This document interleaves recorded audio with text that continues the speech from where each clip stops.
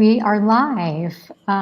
Welcome, everyone. My name is Linda Falcone, and I'm here with Restoration Conversations with Andrea Nelson, who is the Associate Curator of the Department of Photographs at the National Gallery of Art in Washington. And on behalf of Calliope Arts and the Florentine, I really want to welcome everyone who is tuning in from all over the world as we explore this really interesting exhibition that covers over 120 women artists that Andrea curated. So we are really happy to have you here today. Great, thank you. Andrea is, she's worked at the National Gallery of Art in Washington since 2010 and curated several exhibitions linked to the collection, including exhibitions with really interesting names. One is A Subtle Beauty, and another is The Memory of Time. So we're all going to go and look those up afterwards. But today we are talking about, as you know, the new woman behind the camera. And you were obviously, in addition to being the exhibition's curator, you were also the editor and co-author of the catalog, which has recently been shortlisted. So congratulations on this, but it's recently been shortlisted in Aperture Paris Photo Catalog of the Year, which is very exciting as well. And Andrea, we have a lot to talk about today and a lot of different women to discuss, women photographers to discuss. We're looking at a period of time that goes from the 1920s to the 1950s. So this period of incredible change, of an enormous shift socially and, well, even in the mindset of society and women's roles, etc. But I would say probably our guiding question really is, what makes the new woman? That's what we need to come away with. So can you set up some context for us and share with us what we're looking at in terms of what makes the new woman? Sure. If you want to go to the next slide. So, right, I was very interested in looking at the role of women photographers during the 1920s to the 1950s. And for me, in thinking about how to frame this topic, which is a very broad and large topic, I was really inspired by the idea of the new woman. Of course, the new woman was coined in 1894, first coined in Great Britain, but it really comes to define a wide range of female identities that we see emerging globally. And so I just brought up this satirical cartoon that was in Puck magazine. Of course, this is in the late 19th, early 20th century, that's showing us, right, this first iteration of the new woman. And she's fiercely independent. And, the idea of the new woman was often very easy to recognize. She becomes the symbol of female independence and the search for greater opportunities. And of course, in this early stage, it was directly linked to the suffragists and the fight for the right to vote in Great Britain as well as the United States. But what I wanted to do was focus more on the second iteration that we see after World War I, that idea of the 1920s new woman. Of course, she's still dressing in more masculine clothes, very fashionable, often has the short hair. But we do see that this idea is really emerging globally. If you want to go to the next slide.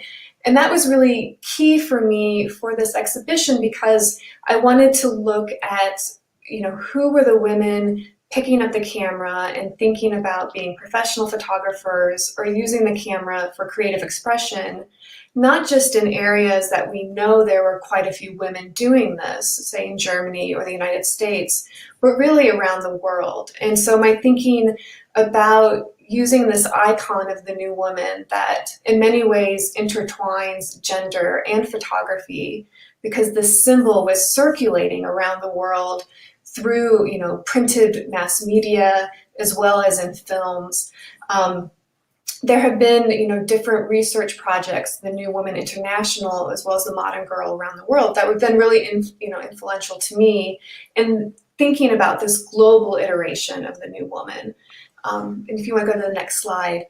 And this idea of greater independence, the search for more opportunities, more ability, I think, to make one's own life choices, really became the center. And while the new woman was this image, and it was a marketable image at the time, she was also an inspirational model to women photographers.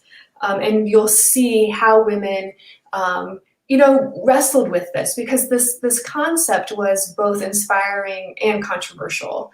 But we do see, with this great self-portrait by Germaine Krull, that women were presenting themselves, women photographers were presenting themselves as this, very independent new woman.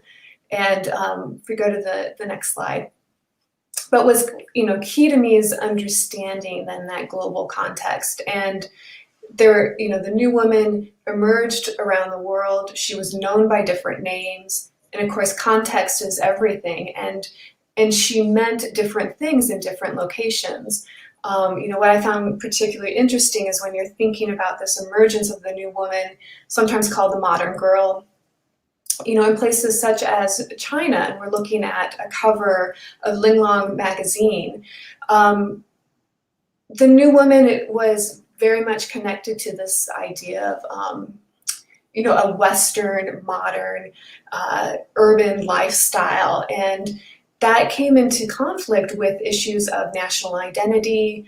You have that sort of modernist take that was Western, competing with traditional values of the different locations. In China, the idea of the woman being a very, the ideal of the good wife and wise mother. And so there were different levels of contention and, that was going on with this idea of the new woman, which I found fascinating, and it makes it kind of a complex framework to view this work.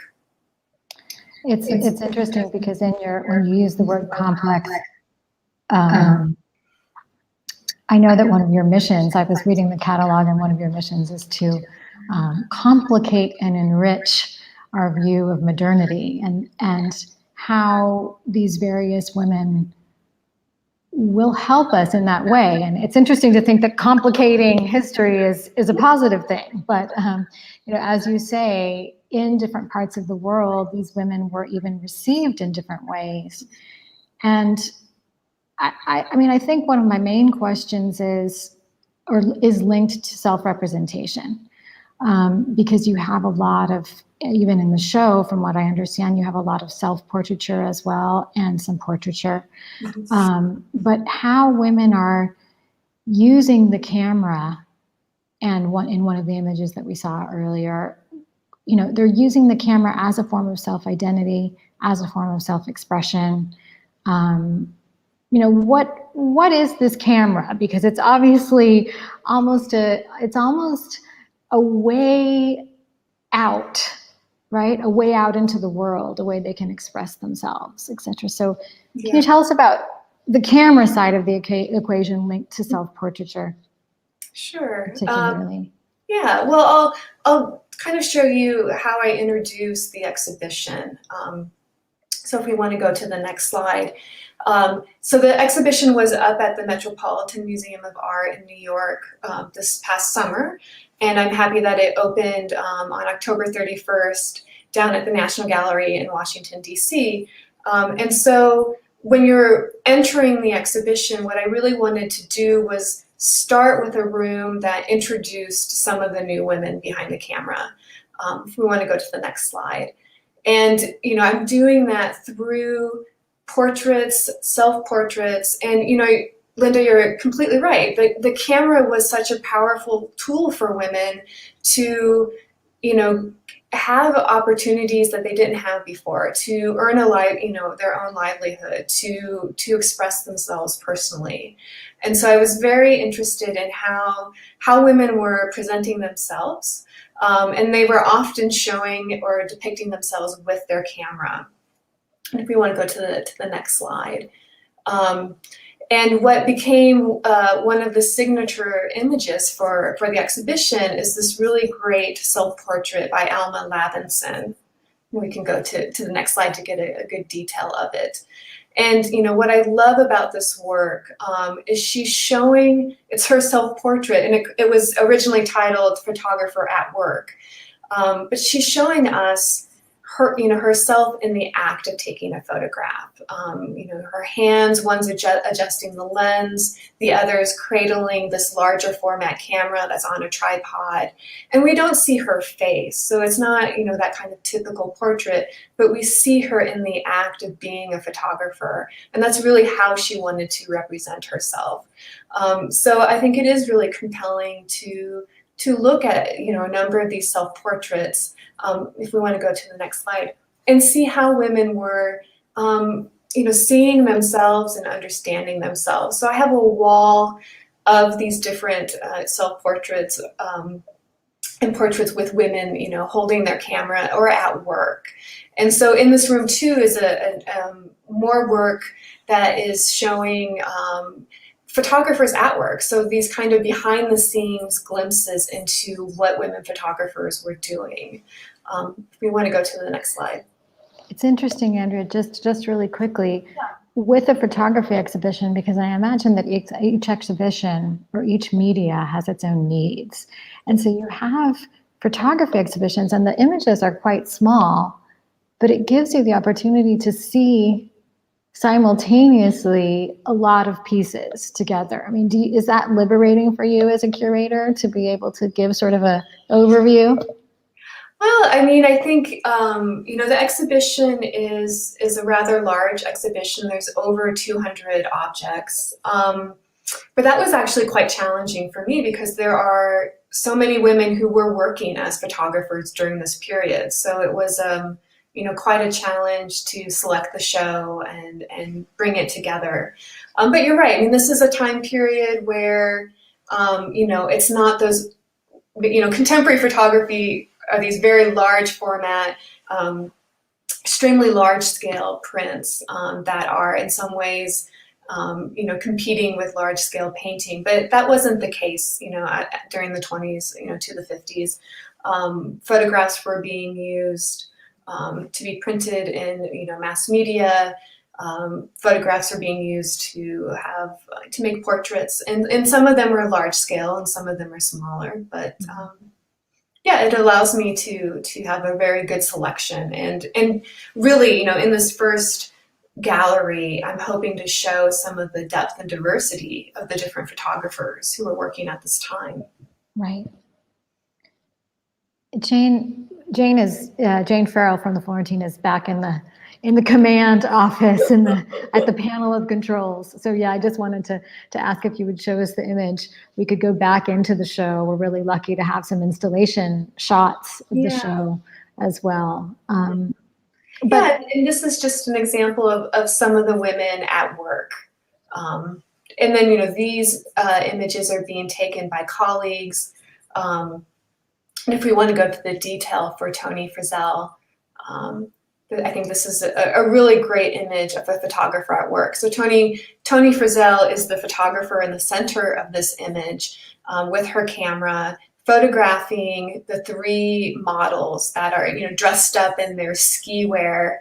And, we see this whole artifice of fashion photography, right? The ski lodge is set up. There's fake snow on the ground. I imagine that it's probably, very warm outside, and, the models are kind of sweating underneath all of their winter clothes. And, Frizzell is surrounded by two assistants that we see standing up. And then in the foreground, it's her husband and their daughter. And so I think this is, such an interesting image that we're seeing how, Frizzell's working, and it's her husband who's keeping an eye on their daughter. Now, the photographer is Frances McLaughlin Gill, who was a mentee of Tony Frizzell. And we actually are seeing one of the assistants is Frances McLaughlin Gill's twin sister, Catherine Abbey, and they were both photographers. So, what I was interested in as I was thinking about this exhibition are the connections between women photographers, and how might there be networks, or how were women photographers training or helping other women photographers. And is this a trend that you're seeing often in various countries as well? I think it's something that I still need to do research on. I think in some areas of the world, there weren't as many women photographers, and there wasn't sort of this depth of networking available. Mm-hmm. So perhaps, like in the studios, possibly in Europe, there were some examples. No, that yeah, right. Mm-hmm. Mm-hmm. Yeah. Interesting. I see a friend. I see a friend in the middle of the screen. Tell us about Cat and I that I see here. So I finish out this room with images of women who were really investigating their identity. So of course there were these professional self-portraits with their cameras. We see other images of photographers at work, but there was also a lot of investigation into gender identity, happening at this time. And, I found it really compelling to see how women were, transforming their self-portraits. And so, we're looking at the really amazing Van der Bolt's Cat and I image, and we can go to the detail on the next slide, where she's using montage to really, merge this identity of herself with a cat, and it has this surrealist feel to it. And I have also, in this space, someone like Claude Cahun, who's really investigating these traditional definitions of gender. And I think women were very, we're sensitive to this sense of what did it mean to be before the camera, what did it mean to be imaged, and they were, some were very much, playing with these ideas of femininity, and they were performing different ideas of gender as a way to critique it and to, I think, make very visible the sort of stereotypes of femininity at the time that they were really trying to challenge and break down. So I think that's also a really, nice part of this introduction to the new woman behind the camera. It's interesting too when you talk about women photographers being both author and subject of their works, and probably you see this more in female photography than you would in male photography, but certainly with Woltz. And I want to give a shout out for the Florentine audience. I want to give a shout out to Wanda Woltz because the Adinardi Foundation of Photography in Florence has the entirety of her collection. Both her and her sister Marion were photographers, and they worked in a studio that was run by their father and then run by them later. But they definitely, and those of you, particularly if you're in Florence, to look up the Adinardi organization and become familiar with that archive, because it's really amazing. And particularly on this point, Andrea, that you're talking about, the fact that they were constantly playing with what it meant to be a subject and what it meant to be the author. So, Wanda Woltz in this case with the Cat and I, it was very attractive to futurism and to the main exponents of futurism and what movement was, etc. But because we're talking about the beginning of manipulation of photography, this is right at the onset of what Photoshop was, right? How did she achieve that image, for example? Mm-hmm. Well, I think, for that image, she's layering two different negatives, to create that photo montage. Other, photo montage practices were using cut up, mass-produced images and pasting or collaging them together. But there was a lot of manipulation with sandwiching negatives or laying negatives on top of each other to really form that perfect, fusion of the two different identities. And she's really creating almost a dreamlike image with this, really perfect fusion of the two images. Can we see it one more time, Jane? Yeah, just one more time. Yeah. It's a beautiful print as well. So, and that's a very nice large size print when we're thinking about the sizes of photographs during this period. But you're right. I think what's interesting with Volz is she entered the field of photography through family connections and through a family studio. But she was also experimenting a lot on the side, creating works like this.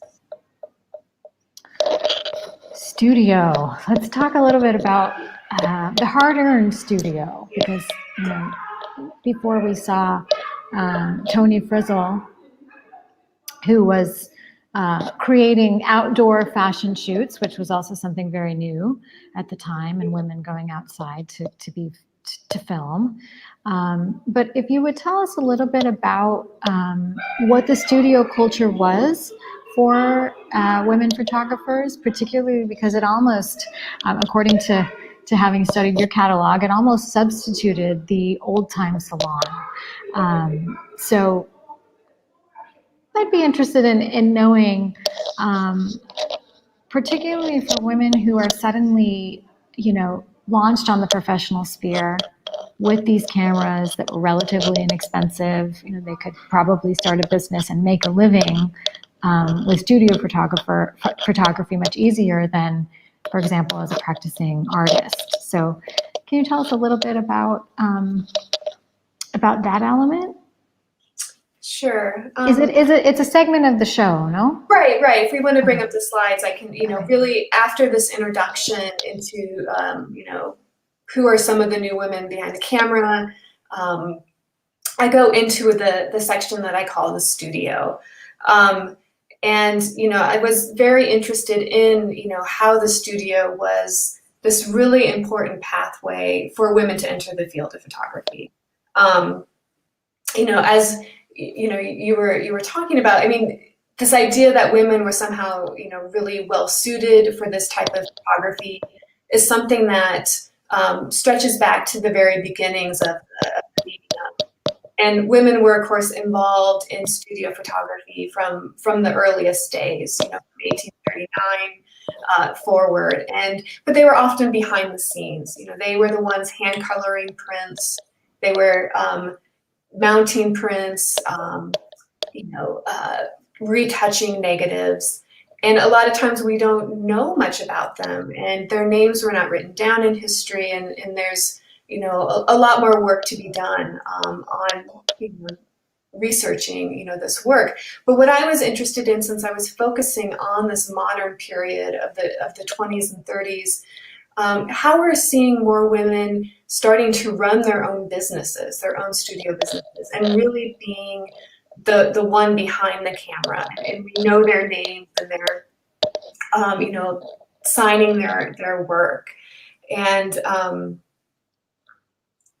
if we want to go to the next slide, and there's and I was really looking at different approaches to studio photography as well. So there's a really great history of women studio photographers in cities like London and Vienna and Berlin.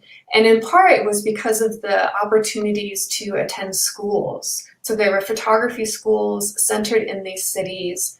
And if we look at, say, for one example, in Germany, women were not allowed into the fine art academies until like 1917, 1919.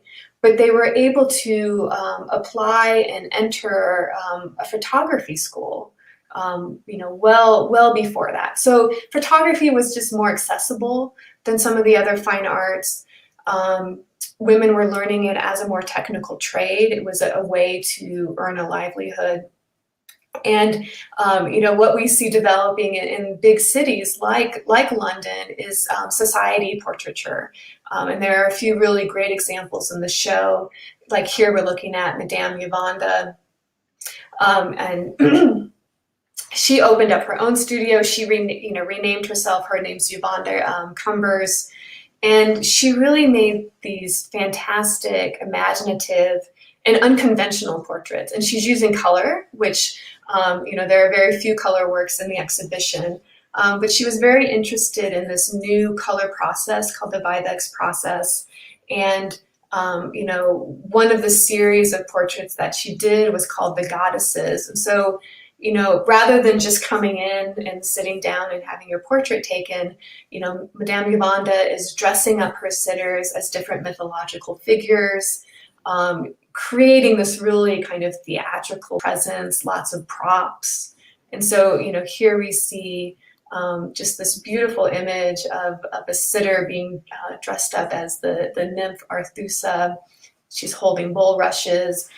She has these kind of what look to be kind of metallic streamers in her hair that resemble seagrasses. And Arthusa's, it was turned into a stream. So, and we see this really lovely hand-drawn border of fish around the portrait. What year are we here, Andrea? So I think this is 1935. Okay. Yeah. And if we want to go to the next slide. So here are some more examples of this, kind of society level portraiture, where you see these, portrait studios really being, I think, really interesting centers for conversations. It's where artists and actors and writers were meeting, where other photographers and artists were discussing their work. And it brings me to look at another really important studio photographer. If we want to go to the detail, is Trudy Fleischmann. And Fleischmann was working in Vienna, and there was a large community of women studio photographers working in Vienna, during the late 1920s into the 1930s. And of course, there was a school in Vienna that was training women. And we do see a number of these connections between women studio photographers training more women photographers as well. Yeah, that's really interesting. It's also interesting that I read that they were famous for being able to render psychological detail, and a lot of the images are quite close up. This example, also Frizzle's work, really, dynamic, but almost very personal as well, photographs. And this is something that's similar to painting as well. Women in history, starting from the 1600s, they were considered very capable, very skilled at rendering the psychological elements of their sitters. So you're saying that there's a correspondence in photography as well from this point. Well, I think that, with looking at Trudy Fleischmann's work, she was really known for that. She's really getting very up close with the sitters. She's using some retouching, so there's a softness to the work, but having that incredibly extreme close-up view intensifies, the emotion, the connection to the sitter. And, she was very, very well known for doing that. And we do see within the modern period this play with just the framing of photographs and, how does one produce images, and intensifying this contrast between light and dark. So, I think you can it's always interesting to think about that relationship between, artist and subject. And, while I can't sort of pinpoint, and I don't think there really is sort of any kind of universal female perspective, what was it like to be, the subject working with a female photographer? How might have that been different? And I think we, have to kind of theorize and think about that a little bit, as we're looking at these works. I'm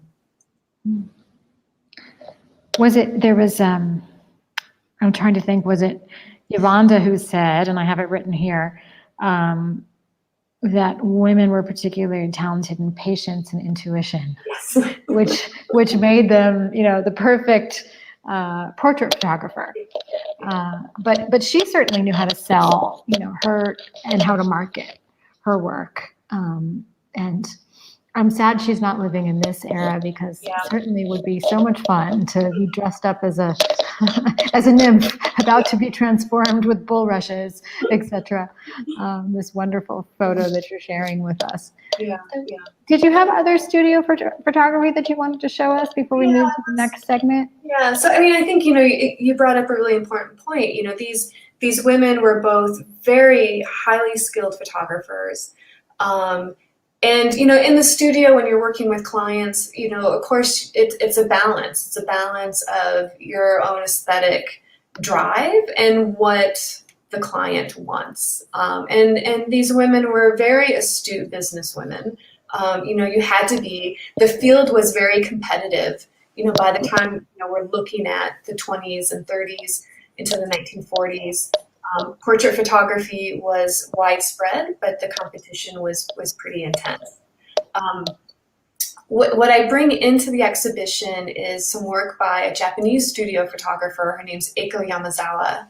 And I was able to find this really, really wonderful magazine of the time. So it's called Photo Times from 1940. And there's a special article on Eiko Yamazawa. And it's called, you know, the woman who lives for the camera. And it's a story about her work. And we're seeing her, you know, in her studio with her assistant, who's also a woman. And, you know, we see the assistant adjusting the lamp. Yamazawa is looking into her camera. And, you know, we see her studio. We see them also photographing a toddler, you know, down at the lower left. And, you know, this is 1940, and the article is talking about, you know, it's a very positive article about the work of Yamazawa, but it goes back to those tropes of how women were just sort of naturally suited for very highly detailed work, have the patience to deal with subjects like children. So what I was interested in is both thinking about, well, you know, Yamazawa was already a well-established studio photographer. You know, she had opened her first studio in Osaka in 1931. You know, so this is some 9 years later. You know, she's opened up a couple different studios by this time. And she started photographing businessmen and photographed actresses and actors. And if we want to go to the next slide, just for an example. But, you know, what I found is that women were often, their work was received through their gender. And we see that time and time again. Either they're noted as being the exceptional woman photographer, the only one, the first, or, you know, everything is just sort of contained with and discussed within their gender. And I think, you know, while the photographers themselves may not have been really, you know, concerned about being sort of what we would you know, call a feminist or even a new woman. I mean, not all of these photographers thought of themselves as new women. I think they just often thought of themselves as photographers, right? They wanted to be serious photographers, but it was more of that reception of their work often was seen through their gender. And I think I have just a few more. We can move quickly through the studio. But, you know, part of what I was interested in is really just the wide scale practice of commercial studio photography. So we have, you know, these studios that were in Vienna and London, but we have studios across the world. And you know, I wanted to look at this really great work being done by Florestine Perot-Collins, who was working in New Orleans. She had a very successful studio from 1920 to 1949. She starts, you know, in her own home and then earns enough money to open a separate studio in the Black community business area in New Orleans. And she's really serving the Black community and the Creole community there. And she's advertising her work Now, Bertrand is her first married name, but we see that self-portrait sort of in the center of this advertisement, which I think is really, really fantastic. And she is modeling herself, right, on that fashionable, independent new woman. She's wearing very fashionable clothes. She's got the bejeweled clip in her hair. She's got that short bobbed cut.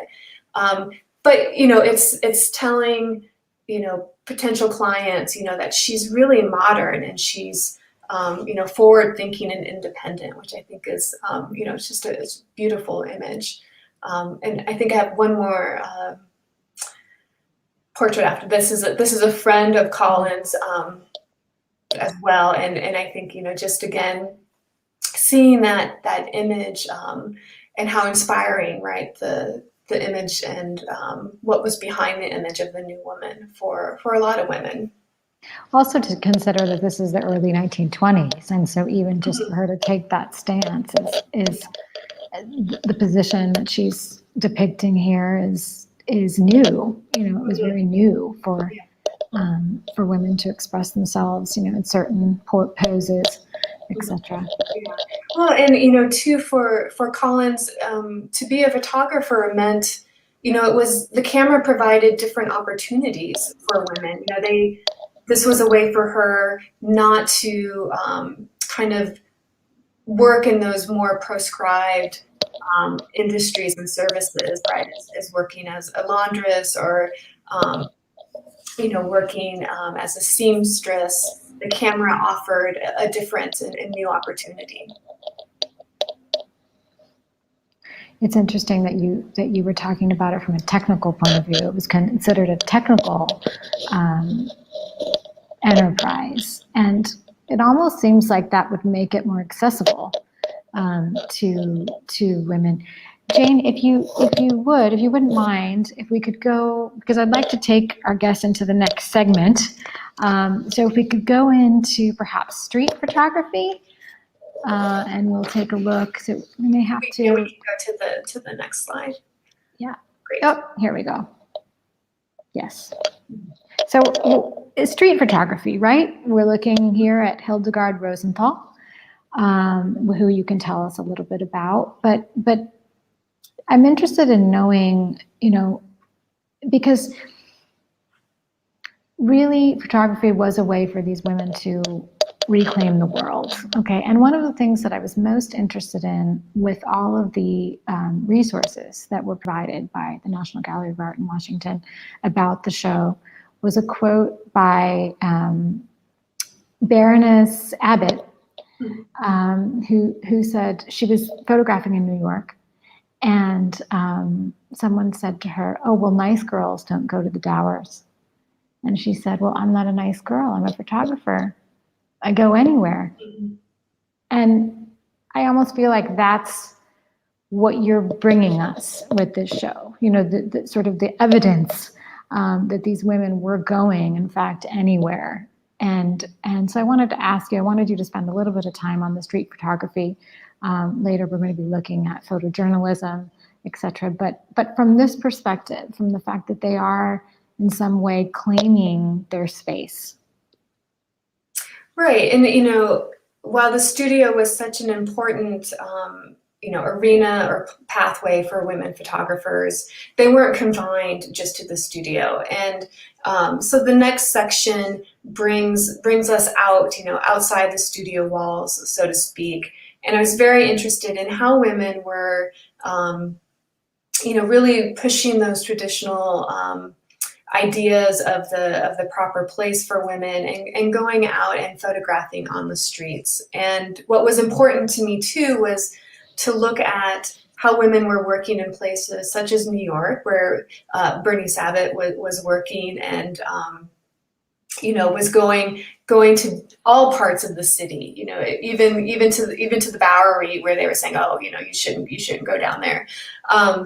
And, you know, women were working in Paris, of course, because there was such a rich and strong artistic center there, you know, particularly for photography.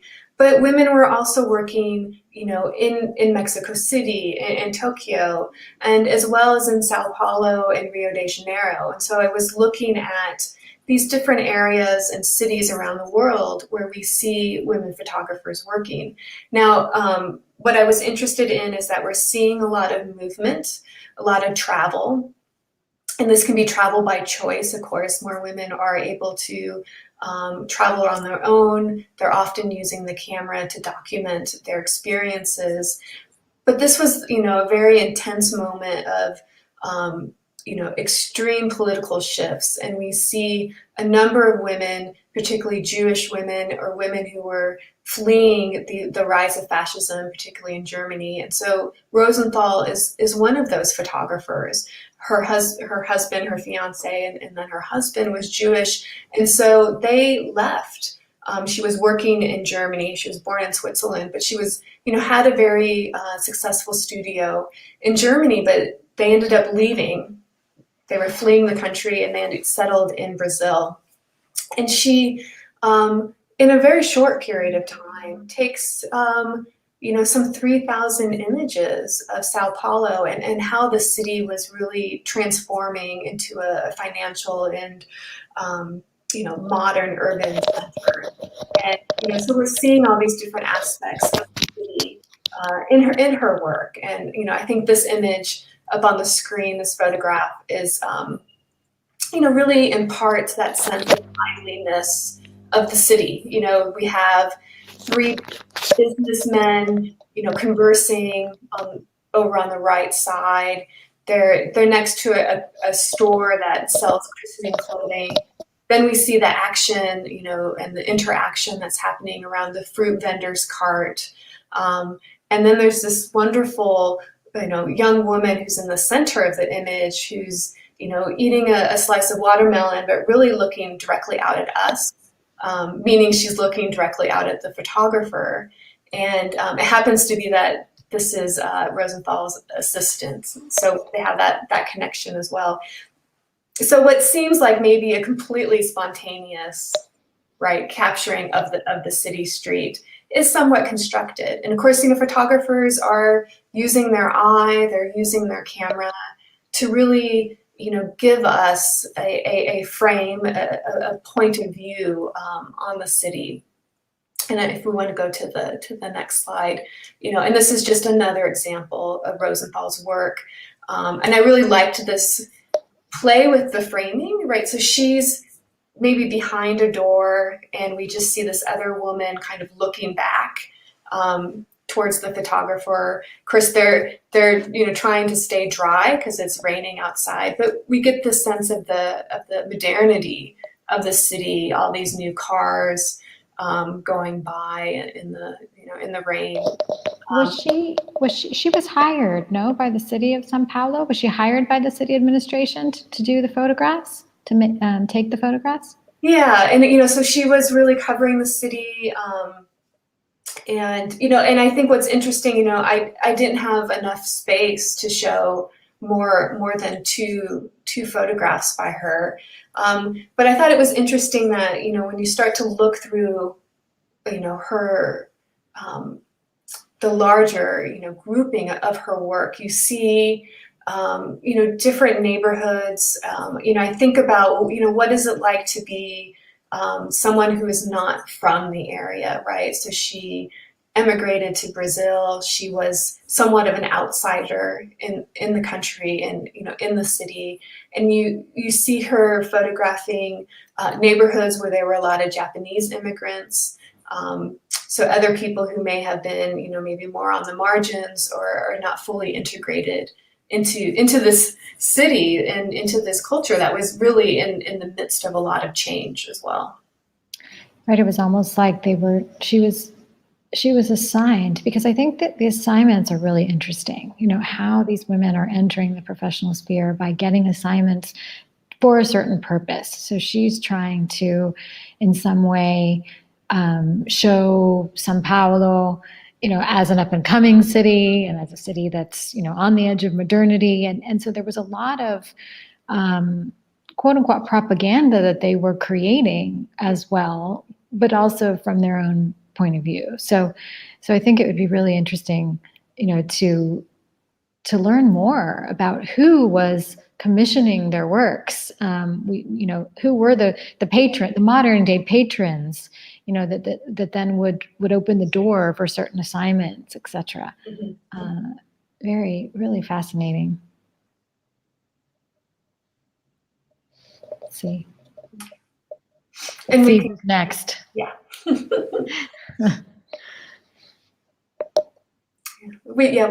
Okay, good. Yeah. So, this is just another corner within this room that's really focusing on the city and these different, encounters on the street. And here we're looking at just a small suite of photographs that are looking at the post-World War II era. So just right after the end of World War II, and on the left we're seeing Tsuneko Sasimoto, who's working in Japan, doing creating snapshots on the city. This is post-war Japan, still under U.S. occupation. In the middle is Rebecca Lepkoff, who's photographing in New York, and then Sabine Weiss, who's in Paris. So there's just this little section of thinking about different aspects of recovery after the war and how we're seeing this around the globe. Now, Sasimoto, you met her, correct? You interviewed her, and she's 107 years old? Yes, so she's now 107, but I had the opportunity to meet with her 3 different times over the course of 3 years. Wow. What does she have to say? What does she have to say about being a woman photographer? She probably says, just a photographer. Right. If we want to go to the next slide, and I think this is just a detail of this, I think really great image of Japan, of Tokyo right after the war. It has energy, and we're seeing this woman, walking by. Of course, the PX is those post exchanges that the U.S. Army set up. But if we want to go to the next slide, we can talk a little bit more about Sasimoto. I did ask her this. I was particularly when I came across this image, and she becomes a charter member of the Japanese Professional Photographer Society in 1950. And as you can see, she's the only woman in this group, but it just looked like they were having so much fun, right? Everyone's sort of playing around, posing, making faces for the camera. And I said, well, I asked her because I was like, this looks like it was fun. Yes, you're the only woman in the group, but was it fun? What was it like? And she said it was really hard. That that she wasn't taken seriously. And I think, that is something that I came across that, a number of women photographers said, and, I think still say at times, in different, different aspects of the field. And, that she was often alone, that she was often the only woman photographer. But then, she said it, right after that, but her colleagues were always, willing to help her, if she needed a spare flash bulb, they would give it to her. And, so there was just this, complex relationship between her and mostly, her male colleagues that she was often working with. And, she remembers that what was challenging when she first started was really the expectation that she would wear skirts and dresses and heels. And then, she said, but that made it really hard to sort of climb up ladders, to get the right shot, to do the things that, the male photographers were doing. So some of it was, some of these really entrenched cultural and social definitions of what it meant to be a woman, and what was the proper way, to present oneself. But if we want to go to the next slide, and Sasimoto often photographed women, and I think in part because she was really keenly aware of, what it was like to be, a woman in a male dominated field. And she was attuned to these, different experiences of women in Japanese society. Here we have a woman who is out, at night selling these poetry books that both she and her husband wrote. And, I love the other woman who's passing by, kind of turning around and looking at Sasimoto. And, we just have to imagine, we don't know what she was thinking, but what was she thinking when she turned around and saw, a woman standing there taking this photograph? I don't know, I don't know exactly what she was thinking, but I think it's interesting to, surmise what she might have been thinking. And I think if we just want to go to the next slide, here, labor protests that were happening right after the war, and we see the involvement of a number of women in these protests. And Sasimoto goes on to do a lot of different portrait work, focusing on women artists and writers, also on the wives of striking coal miners as well. I heard an interview with her in which she was invited by the government, and the invitation was, Japan doesn't have a female photojournalist, but America has one, and her name is Margaret Borg White. Would you like to be like her? And her answer was, okay, yes, that sounds good. Yeah. I don't think she knew what she was getting into, but it's fascinating. I mean, it's fascinating to see how women are representing women, particularly in the public sphere, and even just the images that you've shown us of her. It really does make you think about how these women were entering into society and making statements. So whether it's a statement through writing poetry, or whether it's a statement by staging a protest, etc., you definitely see, or even in how you dress, etc. I mean, these women in some way are representing a moment. But as you said before, with the three women together, it's almost like a dialogue that's happening between them, between these women from different perspectives, Right. It would make a short story. I have to tell you, it would make a short story. So someone in the audience, let's give that assignment to someone in the audience. Can we see the photo again of the woman selling poetry? Back one? Yeah. Okay, so of everyone who's listening tonight, I want to know who is going to write a short story about these three women, the one watching, the one who wrote poetry, and the one taking the photograph. And I already have a title. It's called Three Women. Okay, let's move on. And I'm rushing you a little bit because I want to make sure that we get to. Oh wait, we have to look at this photo. We have to talk about this photo, if you wouldn't mind. Yeah, no, it's a really great photograph. And so this is by Homai Veeravala, who was working in India. And this is an early work by Veeravala. She taught herself photography. She and her husband were teaching themselves photography. They become photographers. And she starts to publish her work in different journals of the time, the Bombay Chronicle and the Illustrated Weekly of India. And this work is, one of the many photographs she took, out on the street. She's working in Bombay, which is now Mumbai. And it's just this wonderful, modernist expression of the city. The way that she's composed the photograph is very, very avant-garde.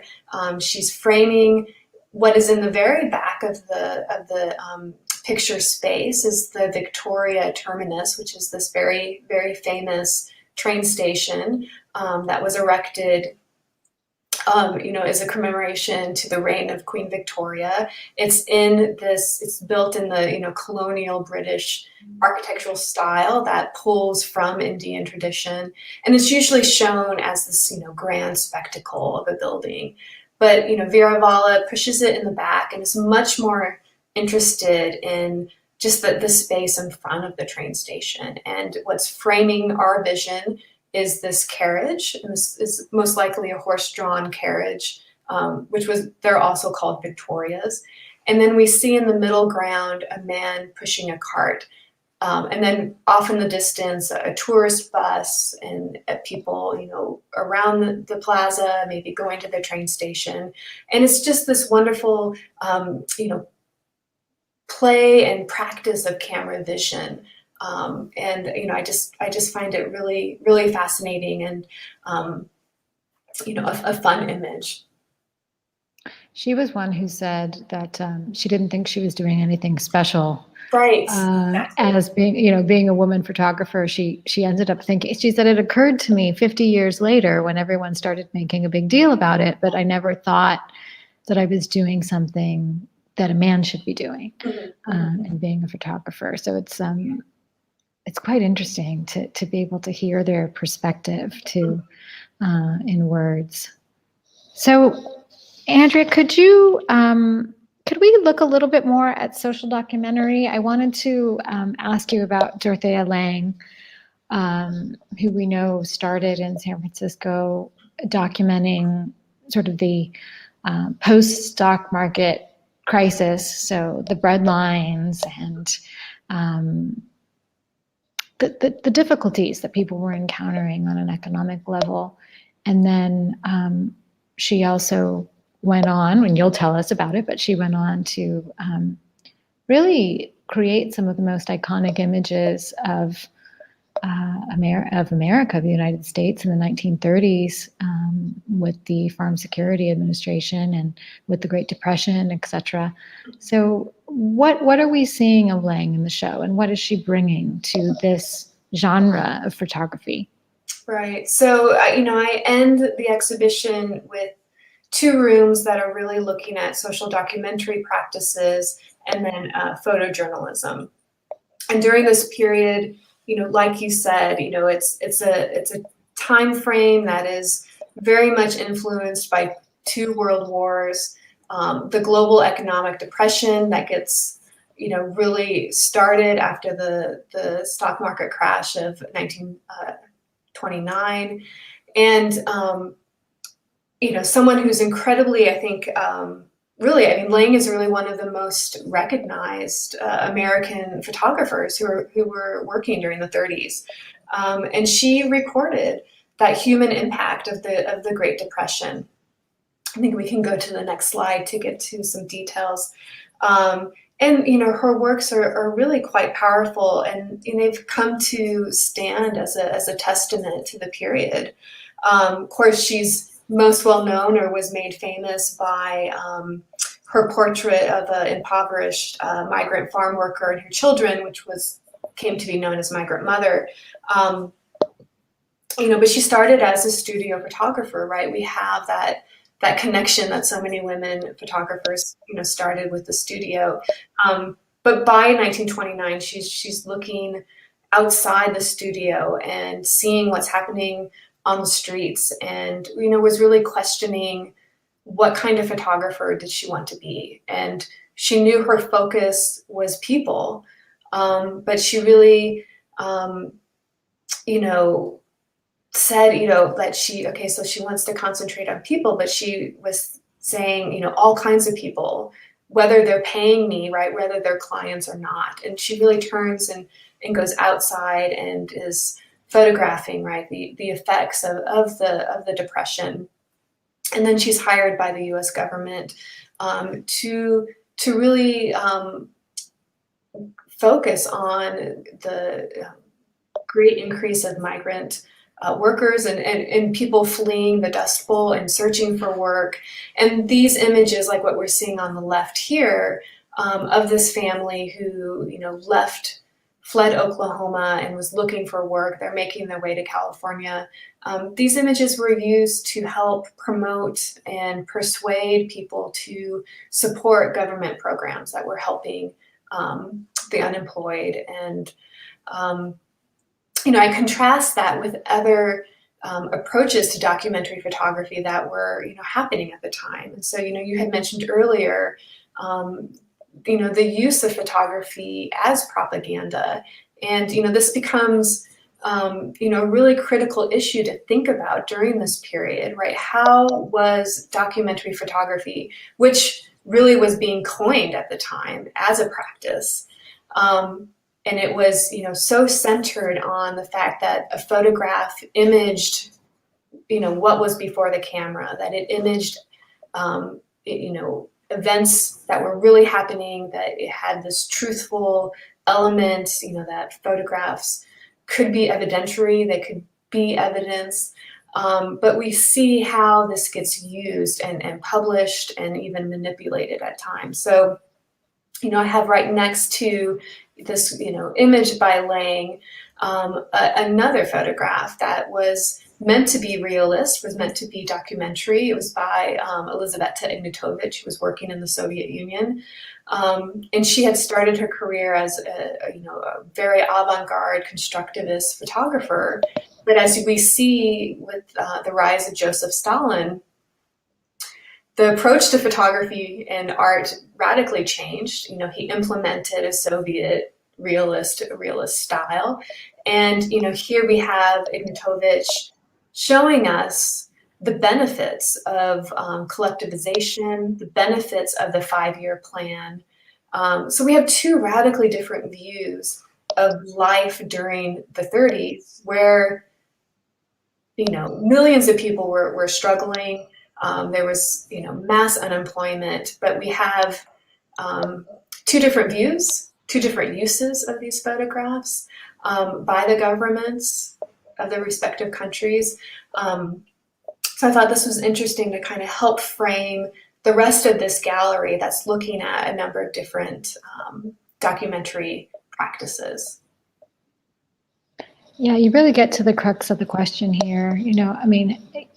How photography is used. Is it used to represent reality? Does it only represent reality? Is it staged? And even if it's staged, is it still representing reality as a staged piece, etc.? So, and what the artist is choosing, to represent, and then how the commissioner is then responding to the work. I don't know if you have among your slides the Japanese internment. Yeah, so we can go.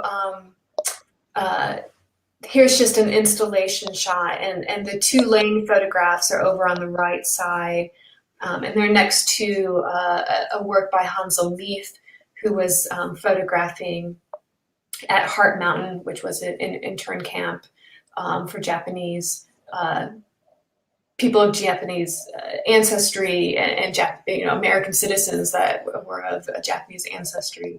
But if we want to go to some of the details, we'll go to the next slide. So after working for, the U.S. government, for the both the Resettlement Administration and then the Farm Security Administration, Lang is later hired, in 1942 to work for what was called the War Relocation Authority. And her assignment was to document some of the 120,000 people of Japanese ancestry in the US who were forced to leave their homes, leave their businesses, and relocate to camps. And of course, this happens after the Japanese attack Pearl Harbor in 1941. Lang was uneasy from the get-go with this assignment, and she was looking for ways to show the whole story. And so she wanted to show, these people, the Japanese people, in their settings, in their homes, what their livelihoods were like, what they were being forced to give up as they were being, forced to relocate to camps. And so, we have one image here, which I think is quite powerful, of a Japanese American owned grocery store. This is in Oakland, California. And the owner, who was Mr. Matsuda, places this large sign, that says, "I am an American." he places this outside, on the facade of the store on December 8th, 1941, right? So the day after Pearl Harbor. Of course, we're seeing this image after, this is 1942, and we see a sold sign, right? So Mr. Matsuda was forced to leave. He was forced to give up his business. We see that the grocery store was sold. And, we know now that he and his wife were relocated to an internment camp outside of California, and they never returned, right? So the devastation of, of the livelihoods of so many people that came about, right, because of this, executive order to establish the internment camps.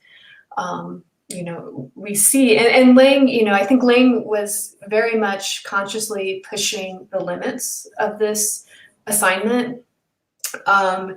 It was never fully clear what the purpose was for making these images. They were never published. I placed the Lang works next to an image by Hansel Neath, who was working for Life magazine, and she was on assignment to photograph at Heart Mountain. And Life magazine decided that these works were too sympathetic to the Japanese. They didn't want to publish them. Lang's working for the government, and I think the government just wanted to record what they were doing, and have that information, but they didn't, use it and publish it in any shape or form. But do you think it was because it was too sympathetic? I think that is definitely probably part of it. She was really pushing and trying to give a fuller picture of who these people were, what their lives were like. Right. Jane, do we have a photograph of the girl with the Pledge of Allegiance? I don't think I included Oh, that. no. Okay, well, you have to the audience, those of you who are in Washington or near Washington, need to go to the show.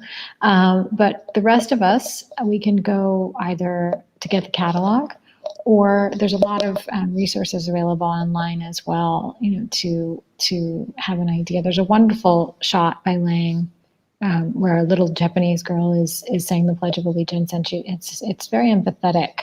And empathy was definitely. Yeah, if you go to the install shot, you might be able to get a sense of it. We could go back. We're giving you a big job here. It's on the far right. Okay. Yeah. Yeah.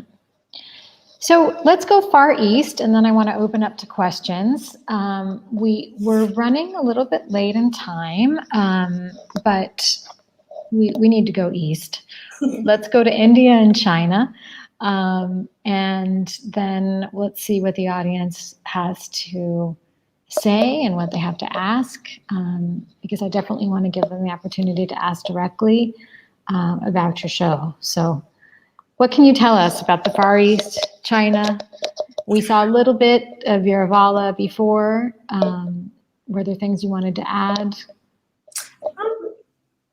Sure. So, I end the exhibition by looking at, war photojournalism. And, we see a small number of women who were actually,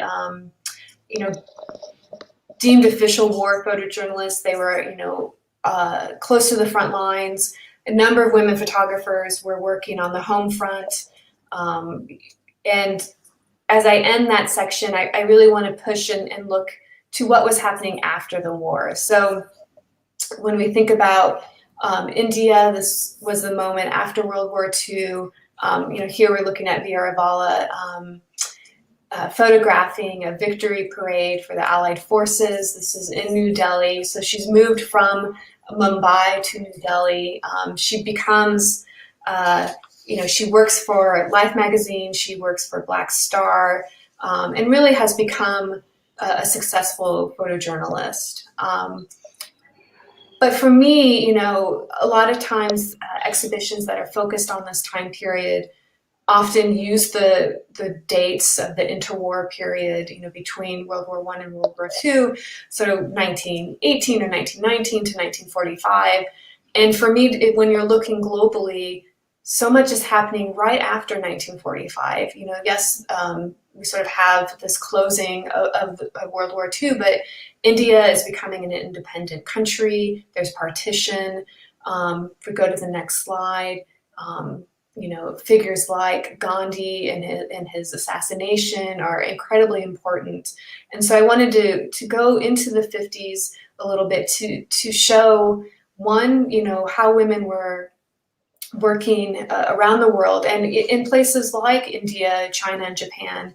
It was the field of photojournalism that was really opening up to women, and we see it opening up more to women after the war, so into the later 40s, into the 1950s. So here's just another, I think, really strong, striking image by Viravala. And if we want to go to the next slides, and of course, in 1949, we have the formation of the People's Republic of China. And so I was very fortunate to be able to borrow some works by the photographer Nue Yu. And here we see her with her camera, scaling the side of a mountain. If we want to go to the next slide, just to get a sense of some of her work. And her, she was working, of course, she started working for the Communist Party, and then she gets hired on by the government after the establishment of the PRC. And a lot of her work is focused on women. And so, even I think what you find, with the Communist Party and the Communist government in China is that, of course, you have sort of this opening of opportunities for employment for both genders. There is still a very strict separation of the genders, and there's a very strict sort of thought about what is appropriate for women, what is appropriate for men. And so Nue Yu is often given assignments that are focused on women. But I find that these are quite compelling assignments. And here we're seeing the celebration of International Women's Day. This is the first celebration after the end of the Civil War. If we want to go to the next slide. In here, she's photographing some of the first female pilots who have just graduated from school. This woman, and here, Nue Yu's taking an altered, angled look, and making this female pilot look very, very monumental. And she's got this big chrysanthemum pin that was sort of given to the students, on their graduation. And if we want to go just to the last slide. And this is a shot that was, taken on assignment, but it was never published. And I think it's just a really quite beautiful image of these three women who are working, making dolls, but really kind of lost in their own thought. So, we have this sense of a collective group and a collective work, yet the women as individuals seem quite strong as they're lost in their own thoughts. Andrea, this is another story. We have another short story here. It's another three women. So for our final slide, that's the invitation as well, to put words to these photographs. It would just be fascinating. It would be a fascinating assignment to have a writer take up these images and with some imagination, kind of think about what these women. This is one of my favorites. One of my favorite shots. And are they making dolls, do you think? Yeah. Okay. Yeah, no, really, really fascinating. And to your point, of the assignment of women, of women's issues, et cetera, it's actually quite lucky that was the case, because, that we had a woman photographer to photograph women's issues, because otherwise it's possible that issue wouldn't have been covered, Right. With the same amount of attention, or, particularly zeroed in on, et cetera. So, I'm amazed at how much you took on with this show, if you don't mind me saying. I mean, really to touch so many different cultures, and, even just to have to make the choice to say, okay, I have to choose two, two that are representative. So when you, what has it given you as a curator? I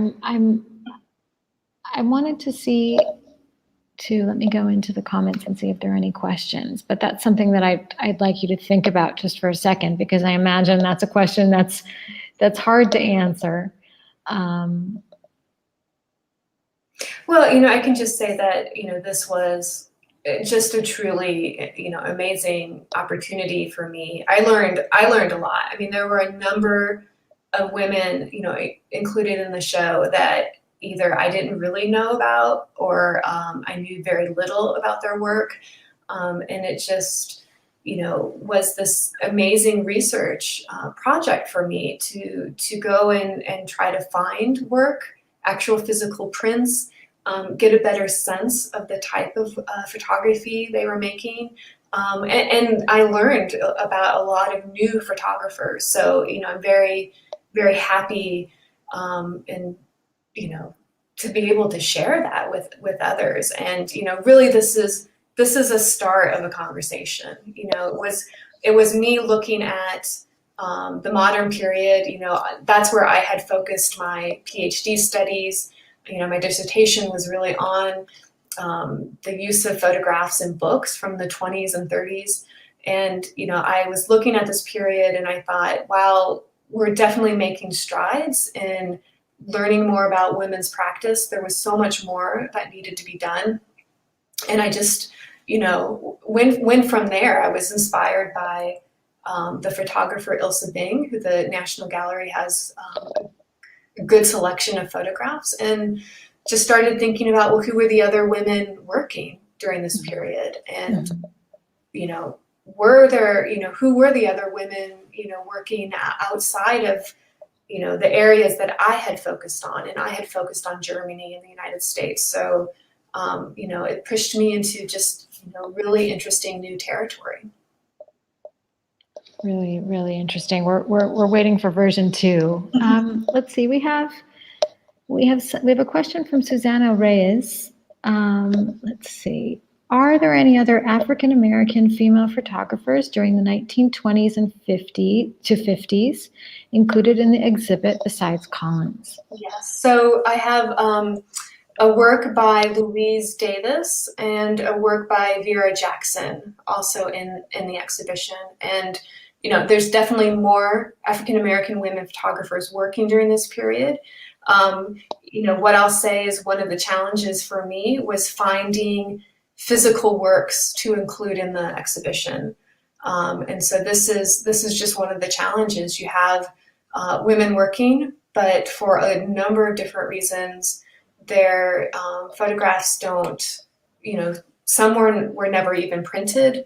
A lot of work was destroyed for a lot of different reasons. And so, that's a challenge for curators, is to try to really show history. But when you don't have an object to put into the exhibition, how do you handle that? And so some of what I do is try to bring that discussion into the catalog.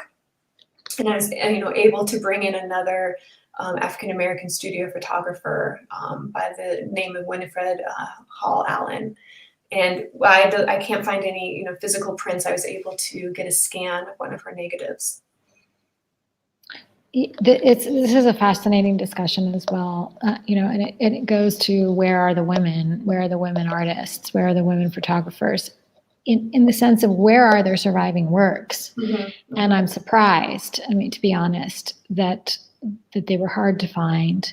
And I'm imagining that you probably worked a lot with private collections as well, and family collections and family archives, et cetera. But we don't always, have our family archives up to date and in a good shape, et cetera. I see another question here. Margaret McKinnon, thanks for a wonderful presentation. In painting, still life was considered a typically female genre. How did women photographers approach this genre? Mm-hmm. So I have a number of still life works that are in the artistic experimentation section. And so I think, you're seeing a lot of experimentation with the medium. It's the moment of what is called the new vision. And so you have this sense of composing still lifes, I think, in part for aesthetic reasons, but also as part of the rise in advertising photography. And so really bringing your compositional skills, your photo technical skills into creating these, what seem to be like still lives that were often used to show accessories, to sell works. So and I think, but it was both men and women were doing this. So I think what is interesting is that in photography, women were really able to push the boundaries, of different genres, and I don't necessarily see certain kinds of practices that were really only limited to women, if that makes sense. So, Andrea, would you give us an example of a woman who was working in still life, so that although we don't have the image here, that our guests can go and check it out? Is there someone who you'd recommend we look at? Yeah, I think if you look at someone like Margaret Watkins, she's very interesting, and she's really blurring that line between still life and advertising photography. She was a student at the Clarence H. White School, then she becomes an instructor, and she taught students like Margaret Burke White, even Dorothea Lange was there as well. So I think her work is very interesting to look at. This element that you're talking about now, women teaching other women, is linked to a question by Wayne McCardle. Were early women photographers aware of what their contemporaries were doing in other countries? Did they collaborate? And are there any examples in this exhibition? Yeah, I mean, I think it's a really great question, and it was one of the driving questions for me, as I was working on this exhibition. I really wanted to understand better if there were these networks of women photographers. And I think, we definitely see it within countries or within, say, neighboring countries. Was it international? I'm still kind of working on that. But I will say someone like Margaret Burke White, who was a celebrity, of her day, and was, her work was featured on the cover of Life magazine when it was relaunched by Henry Luce in 1936. She was really celebrated as this woman photographer. She was known, of course, in the circulation of Life, to helped to promote, her celebrity, greater than just the United States. So much so that you have someone like Tsuneko Sasimoto who learns about Margaret Burke White and her work and what she did. So you have some women who are influencing in that way. I think there are connections through periodicals, and there were a number of photography, magazines and periodicals that were circulating. And I think, we see this sense of modern photography really spreading around the world, and knowledge of different photographers, including, Laszlo Moholy-Nagy, but also Enna Biermann. I see mention and examples of her work in magazines that were being published in Japan. So, it's some of that is, hard to say for sure, but I know that it was in the air, so to speak. One last question. We're making you work tonight, but we have several that we can look at together. One is by Paula Vojnovic. Did any of these photographers leave behind their memoirs? Did they give any commentary on their work? It's a great question. That is a great question. I think there are some. Madame Vivanda wrote her biography, that was published. So there are definitely some examples. What I did think was really important for the exhibition was to try to get the voices of some of the photographers into the show somehow. And when I first started working on the exhibition, I didn't think I would meet any of the photographers. I didn't think, many would still be alive. And when I had that opportunity to meet with Tsuneko Sasimoto, and, we did interview her, and what we ended up doing was creating a video that's in the exhibition. And I think you can access it on the National Gallery's YouTube channel, that brings in different archival clips from documentaries that have been made in the past, and having then the photographers talk about different works. So we have Lang talking, because she was documented quite a bit before she died in the 1960s. Someone like Olive Cotton, the photographers who ran Ringel and Pitt Studio, so Greta Stern and Ellen Auerbach, as well as Sasimoto. They're delightful. They're delightful. Yeah, I mean, it's a really, and Bernice Abbott, as you mentioned, Vieira Bala. So, I was bringing in some of these documentaries that were made to hear their voices. So I think, that's another avenue outside of written memoirs, is to see some of these documentaries that were made. Well, thank you so much, Eric. Thank you so much, Andrea. It's been wonderful. It's been wonderful to see the installations of the show.